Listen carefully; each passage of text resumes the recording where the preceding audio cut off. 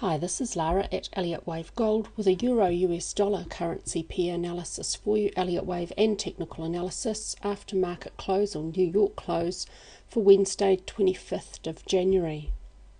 My last analysis of this pair was in July last year. I'd expected downward movement, but I didn't get the high right. I've got a trend channel now that should help us with finding an entry point to go short for this pair. Elliott wave analysis first, classic analysis last. I've only got the one wave count for the euro. I'm seeing a big triangle in this position at the monthly chart level. This goes back to the end of 2008. I expect the euro is in a zigzag down, 5, 3, 5. We can tell a couple of things about this. We can't relabel this 1, 2, 3 for an impulse unfolding lower, because you can't label a triangle as the sole corrective structure for a second wave. So an impulse is eliminated. It doesn't meet the rules for any other structure apart from a zigzag. Well, a single or multiple zigzag, that's all it can be if we accept that there's a triangle in this position. This is a running contracting triangle. I expect that this is correctly labelled up to this point, and so cycle wave C should unfold as a 5-wave structure. At this stage it looks like it's not unfolding as an ending diagonal, it's unfolding as a simple impulse, with primary 1 complete, primary 2 a double zigzag complete here, and primary 3 I'm expecting the most common Fibonacci ratio to be exhibited at its end. I'm drawing this best fit channel around this downward movement. Well, it's almost an acceleration channel, and the upper edge should continue to provide resistance. I'm drawing it from the start of cycle C to this high here within it. Let's have a look at that at the weekly chart, where the end of primary 2 is this point up here. I'm drawing it across these highs here, not this high here, that's important. Across these highs here, we've got an overshoot here. This was a price shock day. I think this was the 9th of November. I expect that this current upward movement may very well come up again to come very, very close to, if not touch, this trend line. It's possible we could have a small overshoot of this trend line at the end of intermediate wave 4. So within cycle C, we've got primary 1, primary 2, a double zigzag, primary 3 must subdivide as a simple impulse. That's the only structure it can be. Within it, I think we've got intermediate 1, a quick zigzag here for intermediate 2. Intermediate 3 exhibits no Fibonacci ratio to intermediate 1, and I expect this is intermediate 4 unfolding at the moment as a regular flat correction.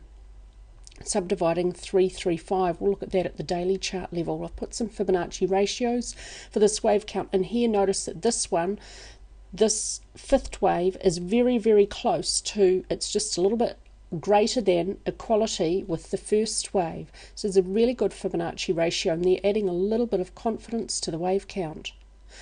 Let's have a look at what's happening here at the daily chart level, where minor wave 2, this high up here, is this point up here.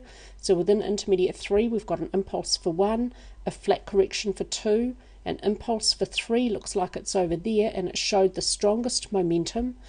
A flat correction for 4, so there's inadequate alternation between 2 and 4. There's some alternation in depth. 2 is deep, 4 is shallow. They're both expanded flats though. Within the expanded flats, there's alternation within their B waves. Minor 2 has a long B wave. Minor 4 has a relatively brief B wave. Alternation is a guideline, not a rule. There is some alternation between these two corrections, and so because we've got some good Fibonacci ratios for 1, 3 and 5, I expect that this wave count's acceptable. If minor 5 is over here, that means intermediate 3 is a complete impulse, which means this choppy overlapping upward movement is intermediate wave 4.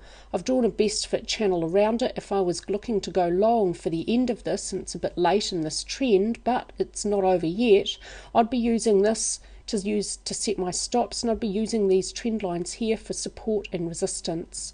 This is the most important piece of analysis on these charts. I'm looking for intermediate 4 to come up to touch the upper edge of this trend line.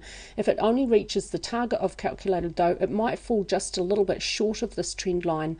If it comes up again to touch the upper edge of this little channel, if it happens to get very close to the maroon channel at that stage, then that might be the end of intermediate wave 4.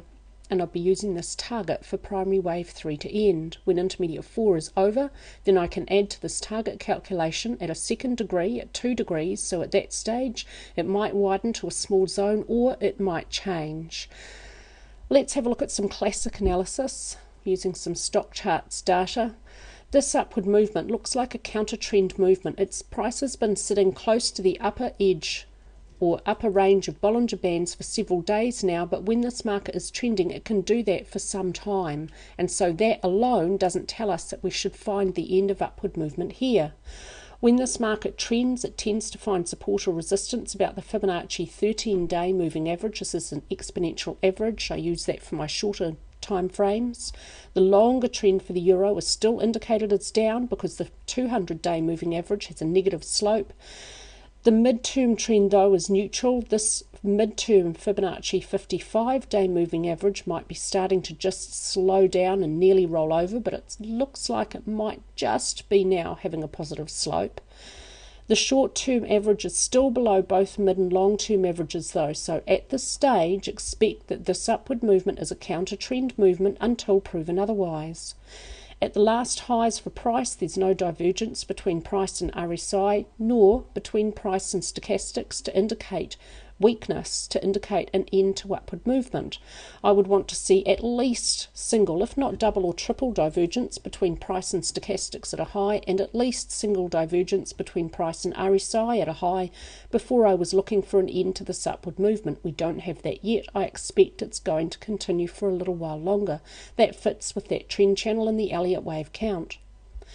ADX today is slightly increasing. It's above 15. It's telling us the market is trending. The positive DX line is above the negative, so the trend is up, and the ADX line is below both directional lines, and it's only just above 15, so the trend is still young.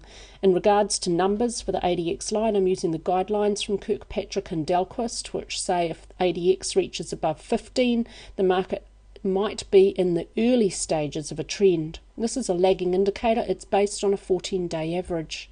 While price is moving higher, ATR is overall flat to declining. Now that fits the idea that this might be a counter-trend movement.